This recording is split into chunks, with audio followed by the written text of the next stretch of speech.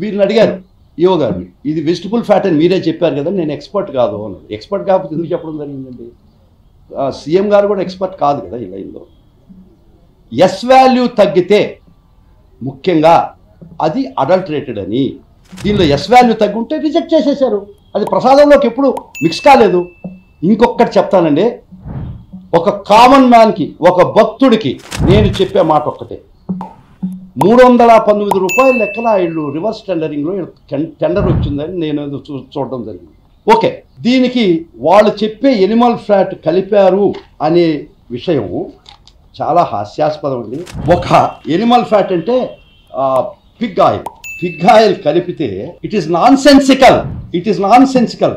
The price of the Pig oil is about 1400 rupees A kilo. 319 రూపాయలు కిలోకి 1400 రూపాయలు adulterate చేస్తారండి.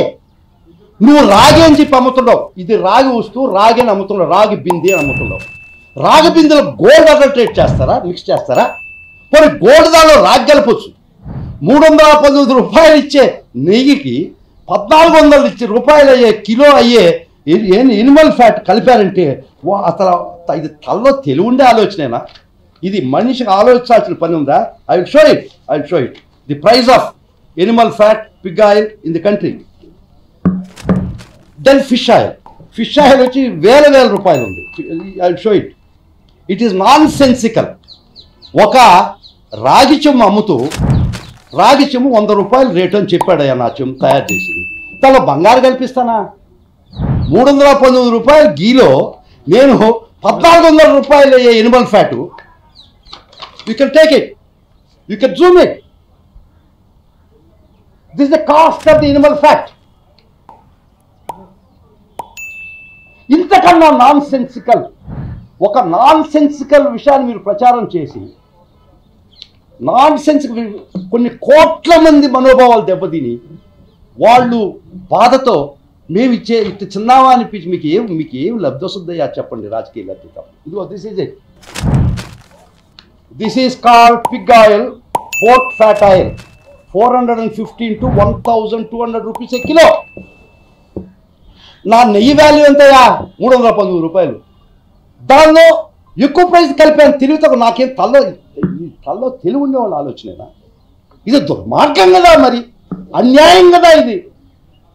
ఒక ఎనిమల్ ఫ్యాట్ కలిపారని ప్రచారం తీసుకొచ్చి కోట్లాది మంది మనోభావాలు దెబ్బతీయడం ఇది సమంజసమేనా మీకు? తలలో తెలివి ఉన్నోడు ఎవడైనా చేస్తాడా? రాగి బిందులో ఈ బంగారు కలుపుతాడా? బంగారు బిందు అని చెప్పి రేటుకి తీసుకొని రాగి కలుపుతాడు. We can understand that. కొంత అర్థం చేసుకున్నాం.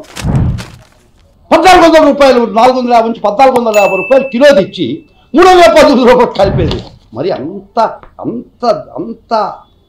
కానీ మీరు చేసిన ప్రచారం ప్రజల్లోకి వెళ్ళిపోయింది. ఇది ఎవరు చెప్పాలి మీకు? ఖచ్చితంగా గౌరవ కోర్టు అధ్యక్షత తీసుకోవాలి. ఇది అన్యాయము, అక్రమం వాళ్ళ ప్రచారం. కానీ మీరు చేయాల్సినటువంటి అక్రమైనటువంటి మార్గమైన ప్రచారం ప్రజల్లోకి వెళ్ళిపోయింది కదా. ఎవరైనా బంగారులో ఇత్తలు కలుపుతారు కానీ ఇత్తల్లో బంగారు కలుపుతారా? మిమ్మల్ని అడుగుతున్నారు. రాగిలో బంగారు కలుపుతారా? 319 రూపాయలు కిలో ఉంటే 1400 రూపాయలు కలిపి నేను లబ్ధి పొందుతానా? Nonsensical argument, nonsensical proposition. కానీ మీరు ప్రజలకు తీసుకెళ్ళిపోయారే. ప్రజలారా, భక్తులారా, ఒక్కటి గమనించండి భక్తులారా, ఇది నిజమా కాదా, ఇది అబద్ధమా ఒకసారి, ఇంకా కల్తీ ఉంటుందా కాదా ఆలోచన. ఎవడైనా కల్తీ చేస్తాడా? More costlier than ghee. It is more costlier than ghee. ఇది ఎవడైనా కలుపుతాడా? కలిపాడని మీరు ప్రచారం చేస్తారా? ఎంతమంది కోట్లాది మంది భక్తులు మనోభావాలు మీరు విషం చిమ్మారని అడుగుతున్నా. రిపోర్ట్స్లో ఏముందంటే చెప్తాను. ఆ రిపోర్ట్స్లో ఎందుకు ఎస్ వాల్యూ అని ఉంటుంది అక్కడ. Report thing annexed thing I will show it. దాని ఎనిమల్ ఫ్యాట్ అనేవి ఎక్కడ ఉండదు. Why S value is low, S value లోగా ఉండడానికి కారణాలు ఇచ్చాడు. I will show it. Malnutrient cow, bovine milk, తర్వాత దాని ఫీడ్, దీని మీద ఆధారపడుతుంది. I will show it. Just wait for that. Ponnavolu Sudhakar Reddy గారు తిరుమల లడ్డుపై ఢిల్లీలో చేసిన కామెంట్ నా దృష్టికి తీసుకొచ్చారు. ఇలాంటి సెన్సిటివ్ సమయాల్లో ఎయిదర్ మౌనం మంచిది, మౌనం దాటి పొగరుగా మాట్లాడటం, నన్ను పచ్చి బూతులు తిట్టినా, నన్ను వక్రీకరించినా, నన్ను రోడ్డు మీదకి లాగిన నేను ఎప్పుడు మౌనంగానే ఉన్నా. కానీ వైసీపీని నాయకులు విమర్శించే నాయకులు ప్రత్యేకంగా చెప్తున్నాం, సనాతన ధర్మాన్ని జోలికి రాకండి. తప్పు జరిగితే తప్పు జరిగిందని ఒప్పుకోండి, లేదా మాకు సంబంధం లేదని చెప్పండి. అంతేగాని మళ్ళీ అడ్డగోలుగా మాట్లాడితే ఎవ్వరం క్షమించం. ఇక్కడ మీరు కూడా హిందువులే, పొన్నవోలు సుధాకర్ రెడ్డి గారు మీరు హిందువులే. నోటికొచ్చినట్టు మాట్లాడకండి. తమాషాలుగా ఉందా మీకు? సరదాలుగా ఉన్నాయా?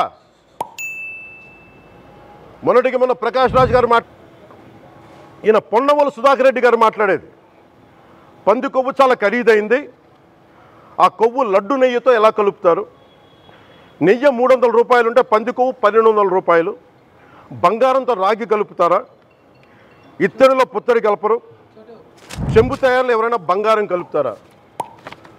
మదమెక్కిన మాటలు పొన్నవోలు సుధాకర్ రెడ్డి గారు. మదమెక్కి వస్తే ఇట్లాంటి మాటలే వస్తాయి. మీరు నా మీద కోర్టులో కేసులు వేసుకుంటారో ఏమి చేసుకుంటారో చెప్తా. మీరు ఏజీపీలు కదా, మీ దగ్గర వేల కోట్ల డబ్బులు ఉన్నాయి కదా, వేసుకోండి కోర్టులో, చెప్పండి.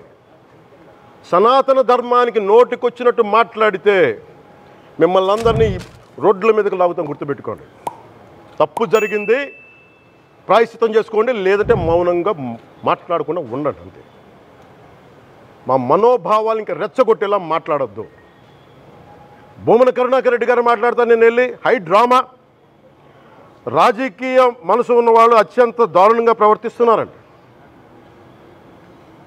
లడ్డు కలుషితమైంది అంటున్నారు, కల్తీ నెయ్యితో తప్పు చేసి ఉంటే సర్వనాశనం అయిపోతాం, రక్తం కక్కుని చచ్చిపోతాం. మీ నాశనం మొదలైంది. రెండోది అది భగవంతుడికి వదిలేస్తున్నాను. వైవి సుబ్బారెడ్డి గారు విచారణకి రావాలంటే రికార్డులు ఆయనకి ఇవ్వాలంట. మీరు ప్రభుత్వంలో రికార్డులు మాకు ఇచ్చారా? మాకు ఏం మాట్లాడుతున్నారు మీరు? మీరు కూడా విచారణకు సిద్ధంగా అండి. అసలు ఈవో ధర్మారెడ్డి గారు, ఆ మనిషి గాయబ్, ఈరోజు దాకా లేడు ఆయన, ఈరోజు దాకా మళ్ళీ కనిపించలా. ధర్మారెడ్డి గారు, నేను మిమ్మల్ని చూశాను ఆ రోజున, నేను దర్శనానికి వచ్చినప్పుడు మీరు అందరూ ఎలా ప్రవర్తించారో నాకు తెలుసు, నేను చూసా. తిరుమలని ఇష్టారాజ్యంగా చేశారు, అది వ్యాపార కేంద్రంగా చేశారు, ఆధ్యాత్మిక కేంద్రం నుంచి పర్యాటక కేంద్రంగా చేశారు అది. ఇదే మీరు మక్కాకి వెళ్తే ఇలాగే ప్రవర్తిస్తారా? మీరు ఒకసారి మక్కాను చూసి నేర్చుకోండి. ఇస్లాంని పాటించే ప్రతి ముస్లిం ఎంత పవిత్రంగా పాటిస్తాడో చూడండి. అక్కడ అథారిటీస్ని అడగండి. ఒక చిన్నపాటి మస్జిద్కి వెళ్తే ఎంత పవిత్రంగా చూసుకుంటారో చూడండి. ధర్మారెడ్డి గారు, మీరు హిందువులా? మీ ఇష్టానికి మీరు చేసేసుకుంటారా? మీ బిడ్డ చనిపోయాడు, చనిపోయిన కనీసం 11 రోజులు లోపలికి రాకూడదండి, ఈ లోపల వచ్చేస్తారా మీరు? మేము మర్చిపోయామనుకుంటున్నారా? ఆగమశాస్త్రం చెప్పింది మీకు ఇదేనా? అంటే గవర్నమెంట్ ఉద్యోగులు అయితే ప్రభుత్వం మీ నియమిస్తే మీ ఇష్టానికి చేసేసుకుంటారా? మాకు బాధలు ఉండవనుకుంటున్నారా? ఇదే మీరు ఒక ఇస్లాంకి చేస్తే అపచారం జరిగితే మీరు ఏం చేస్తారు? బయట రోడ్ల మీదకి వచ్చి మీరు కూర్చోబెట్టి దాన్ని పొలిటికలైజ్ చేస్తారు. మీరు పొలిటికలైజ్ చేస్తారు. నేను నిజంగా చెప్తున్నా, జగన్మోహన్ గారికి కూడా చెప్తున్నా, మీరే కనుక, నేనే కనుక సనాతన ధర్మం మీద పోరాటం చేయాలని నన్ను ఆపేవాళ్ళు ఎవరు లేరు ఈ దేశంలో, గుర్తుపెట్టుకోండి. నేను కనుక సనాతన ధర్మం కోసం నేను పోరాటం చేస్తే చచ్చిపోవడానికి సిద్ధం నేను. కానీ నేను అక్కడి దాకా తీసుకెళ్ళిన విషయాలు, దానికి నిదర్శనమే రాముల వారి విగ్రహం శిరిచ్ఛేదం జరిగినప్పుడు ఒక్క మాట మాట్లాడకుండా చెప్పి కూర్చున్నాను. ఆ తెలివితేట లేక మీ ప్రభుత్వాన్ని కిందకి తీసుకొచ్చి అధాపాతాలను తొక్కిన మేము మాకు శక్తి లేదనుకుంటున్నావా? ఉండవనుకుంటున్నావా? కానీ మేము సమాజాన్ని కలిపి ఉంచాలని వ్యక్తులం తప్ప విడగొట్టాలని వ్యక్తులం కాదు మేము, గుర్తుపెట్టుకోండి. అలాగే ఈరోజు నుంచి ప్రజలందరికీ కూడా చెప్తున్నా, అన్ని మతాలని మేము గౌరవించేది ఈ నేల. ఒక జనసేన పార్టీ అని కాదు, తెలుగుదేశం పార్టీ అని కాదు. మీరు ఏ పార్టీలకు సంబంధించిన వైసీపీలో ఉన్న హిందువులందరూ ఏం చేస్తున్నారు? మీరందరూ పోటీ పడ్డారు కదా తిరుమలకి వెళ్ళడానికి, మీరు మర్చిపోయారు. ఇందులో ఈ పాపం మీకు కూడా వస్తుంది, ఈ పాపం మీకు కూడా తగులుద్ది. మీ మౌనం కూడా మొత్తం జాగ్రత్త తరాలు నాశనం అయిపోతాయి. మీ మౌనం మంచిది కాదు. ఇది ఒక వెంకటేశ్వరుడికి జరిగింది కాదు. భగవంతుడికి, నిరాకారుడు, ఆయనకి ఇవేం పట్టవు. మనం నమ్ముకొని ఆయనకి వెళ్తున్నాం. అది మనకి బాధ్యత. ఇది ఇంకా ప్రతి ఒక్కరు దీన్ని గుర్తుపెట్టుకోండి. చేతులెత్తి వేడుకుంటున్నాను. సగటు హిందూ మీరు సినిమా టికెట్లకు వెళ్ళిపోతారు. అభిమానులు అందరూ మీరెవరు హిందువులు లేరా? సినిమా టికెట్ల కోసం చించుకుంటారు. సినిమాని మీరు కూర్చోడానికి మీరు మొత్తం మాట్లాడతారు. అందరిని అడుగుతున్నా, మొత్తం భారతదేశపు యావత్తు ఉన్న సినిమా అభిమానులను అడుగుతున్నా. మీరందరూ హిందువులే కదా, అత్యధికులు హిందువులే కదా. మీకు బాధ్యత లేదా? మీకు